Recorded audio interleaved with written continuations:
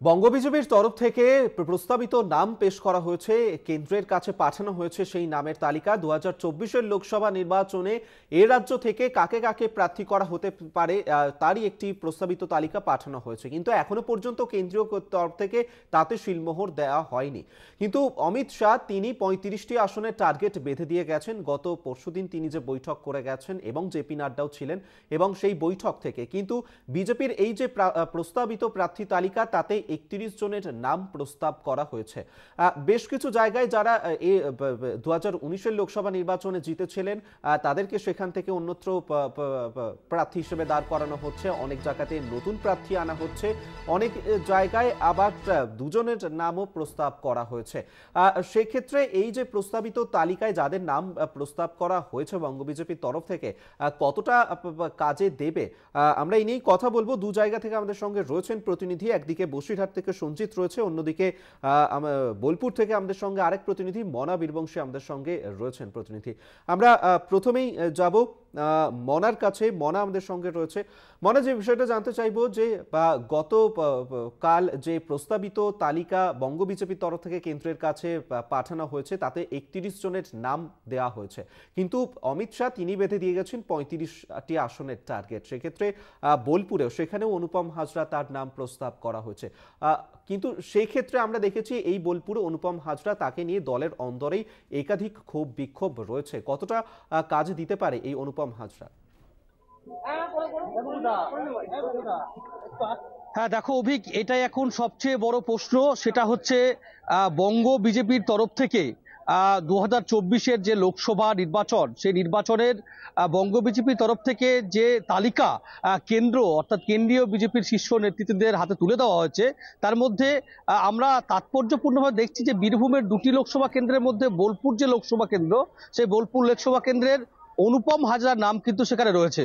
অর্থাৎ তুমি বুঝতে পারছো যে অনুপম যখন জাতীয় সম্পাদক ছিলেন বিজেপির, ঠিক সে জায়গায় দাঁড়িয়ে এই অনুপম একমাত্র এ রাজ্যের বঙ্গ বিজেপিতে সবচেয়ে চর্চিত নাম উঠে এসেছিল। কারণ তুমি জানো যে অনুপম হাজরা বিজেপির যে রাজ্য সভাপতি সুকান্ত মজুমদার থেকে শুরু করে রাজ্য সম্পাদক অমিতাভ চক্রবর্তী, এমনকি বিজেপির জেলার যারা সভাপতিরা রয়েছে, তুমি যদি বীরভূম বা বোলপুর দেখো, এই সমস্ত জেলা সভাপতিদের বিরুদ্ধে তিনি কিন্তু দুর্নীতির অভিযোগ নিয়ে সরব হয়েছিলেন।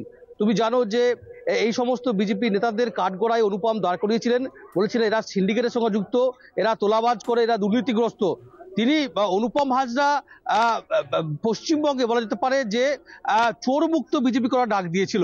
তুমি জানো এই যে শৃঙ্খলা ভঙ্গ অনুপম, সেটা বিজেপি একটা বৃহৎ দল, বড় পার্টি, সেখানে দলের আভ্যন্তরীণ না জানিয়ে সে সংবাদ মাধ্যমকে জানিয়েছে, সে প্রকাশ্যে ফেসবুক করেছে, টুইট করেছে। খুব স্বাভাবিকভাবে তুমি জানো যে অনুপমের জাতীয় সম্পাদক পদ সেটা কিন্তু অনুপম হারিয়েছেন, পাশাপাশি তার যে ওয়াই ক্যাটাগরির নিরাপত্তা সেটাও অনুপম হারিয়েছেন, তাকে দিল্লিতে যে বাংলো সেটাও ছাড়তে বলেছেন। কিন্তু তাৎপর্যপূর্ণভাবে বঙ্গ বিজেপির তরফ থেকে যে প্রস্তাব পাঠানো হয়েছে, যে তালিকা পাঠানো হয়েছে, যে সম্ভাব্য আসন্ন যে 24শে লোকসভা নির্বাচন, সেখানে যে প্রার্থীর নাম পাঠানো হয়েছে বিজেপি, তার মধ্যে বোলপুরে অনুপমের নাম। খুব স্বাভাবিকভাবে এই অনুপমের নাম আসায় অবশ্যই শাসক দল তৃণমূল এবং বিজেপি উভয় দলের পক্ষ থেকেই তারা কিন্তু বিষয়টাকে খুব অবাক, তাদের কাছে এই বিষয়টা যেটা কি করে সম্ভব।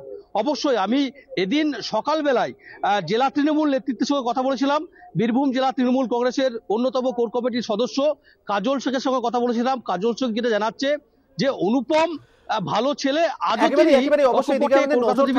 অবশ্যই অনুপম হাজরার নাম সেদিকে বোলপুর লোকসভা কেন্দ্র থেকে প্রস্তাব করেছে। অন্যদিকে বসিরহাটের দিকে নজর রাখি, আমাদের সঙ্গে সঞ্জিত রয়েছে। সঞ্জিত, বসিরহাটে সেখানে শ্রমিক ভট্টাচার্য বিজেপির মুখপাত্র, তার নাম প্রস্তাব করা হয়েছে বঙ্গ বিজেপির তরফ থেকে। শ্রমিক ভট্টাচার্যের জনপ্রিয়তা কতটা কাজে লাগবে কি মনে করছে সেখানকার বিজেপি নেতৃত্ব?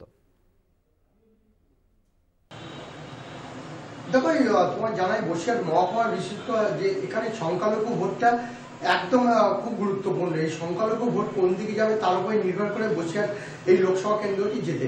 বরাবরই 2016 সালে যে নির্বাচন হয়েছিল, সেই নির্বাচনে এখানকার ফুটবলার দিব্যেন্দু বিশ্বাসের কাছে বিপদ প্রতিদ্বন্দ্বী প্রায় 1600 ভোটে শ্রমিক ভট্টাচার্য হেরেছিলেন।